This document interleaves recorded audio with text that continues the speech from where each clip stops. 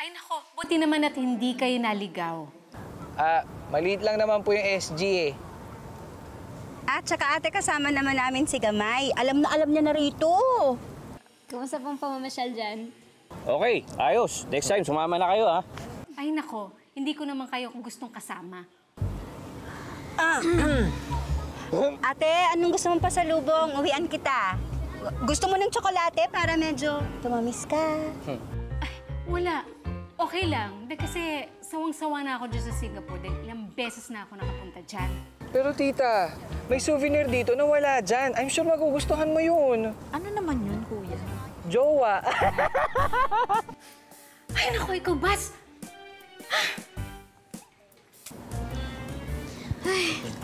Si tita po kasi. Ate ko lang po, pwede lang po ba akong bumili ng tubig? Bunso, ibili lang ako tubig doon lang. Oh, sige. Oy, samahan na kita. Ha? Samahan na kita. Gusto niyo po kayo na lang? Ito may ugali mo. Ano ka ba? Sasamahan ka nga eh. Ako Hindi. pa pabibili mo. Ayan na. Oy, bibili lang kayo, ha? Oo, madam.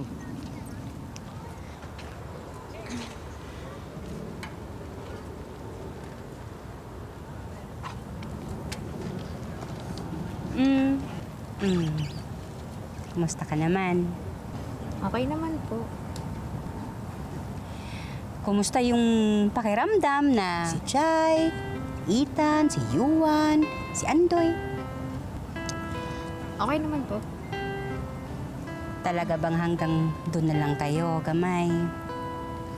Ay, hindi ko sinasabi na hindi ako masaya na magkakaibigan kayo. Eh, syempre masaya ako. Gusto ko nga yung ganun eh. Kaya lang minsan, naiisip ko rin na baka hindi rin tama na pinipigilan mo lang yung sarili mo sa nararamdaman mo kasi ayaw mo lang makasakit. Kasi Gamay, hindi naman po pwedeng pantay-pantay yung apat. Siyempre, merong isang lamang. O sige, ito na lang yung tanong ko. Ikaw, medyo matagal ka na rin naman dito, hindi ba? Sa apat, sino yung pinaka-namimiss mo?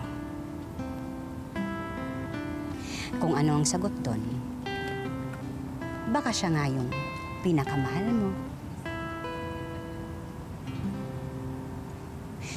Puntahan ko lang sila, ha?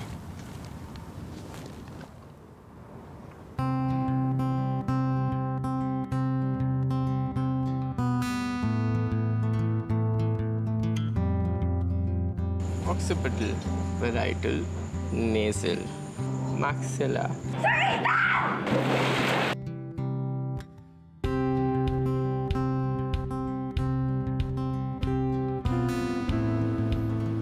Yuan, may hawak akong pana.